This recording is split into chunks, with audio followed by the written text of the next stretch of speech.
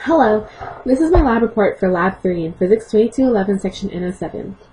The objectives of this lab were to make a model in VPython to find the net force on a star using all points in a given CSV file, to find the mass of a black hole, and to answer what if and what does it mean questions.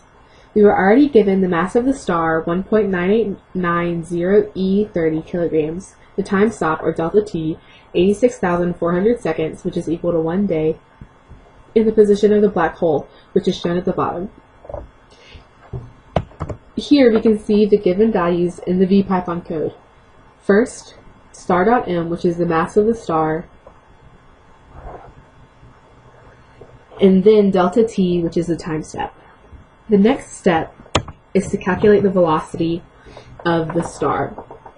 We can do that by using a while loop, which is shown here, in the given position data. First, you compute the x component by computing the displacement of the x positions divided by delta t.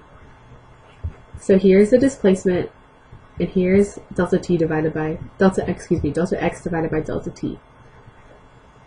Now we have to find the velocity of the y-index by doing the same thing.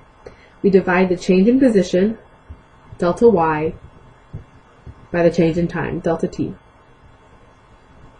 Next, we need to find the net force on the star. We can do that by using another while loop, shown here.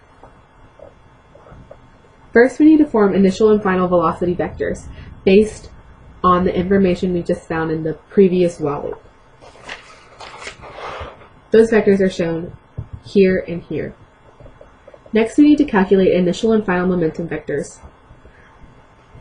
We can do that using a formula we should already know: momentum equals mass times velocity. So initial momentum would equal the mass of the star times the initial velocity, while the final momentum would equal the mass of the star times the final velocity. We also need to find the star's change in velocity and momentum, shown here, which is just the final velocity minus the initial velocity, and the final momentum minus the initial momentum. Then we need to find dp dt and the net force. dp dt is found using data previously in the steps above, while the net force is assumed to equal dp dt because we are assuming that the only force acting on the star is the black hole. Finally, to calculate the mass of the black hole, we need to add additional lines of code. The additional lines I added were these. This is the main one right here.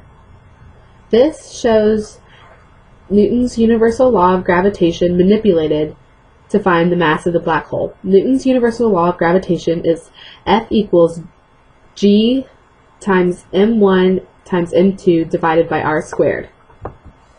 So here, as you can see, I have manipulated that so that it equals the mass of the black hole.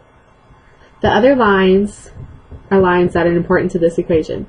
This is the radius of the orbit. This is the position of the black hole, which is already given, and this is the gravitational constant, which equals 6.67 e to the negative 11th. We also have to write into the code to print out the mass of the black hole, which is found here.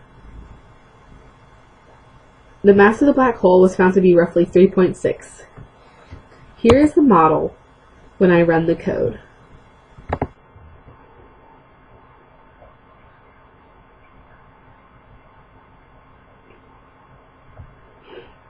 While it isn't perfect, it is accurate in calculating the mass of the black hole. The first question that needs to be addressed is this: if the mass of the black hole was changed but the star's motion remained the same, would it be possible to find the mass of the new black hole that is different from the mass you found for the original? And the answer is yes. The mass of the black hole is the only force affecting the star's orbit. Therefore, it will always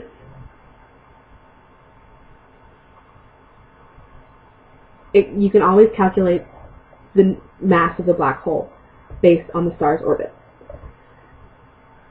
The second question that needs to be addressed is how are Fnet and dp dt different?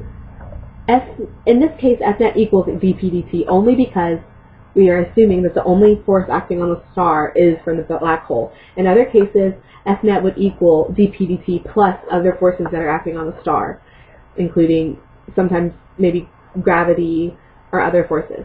But in this case, the only force acting on the star is F net, is dp/dt, so it equals F net. Thanks for watching.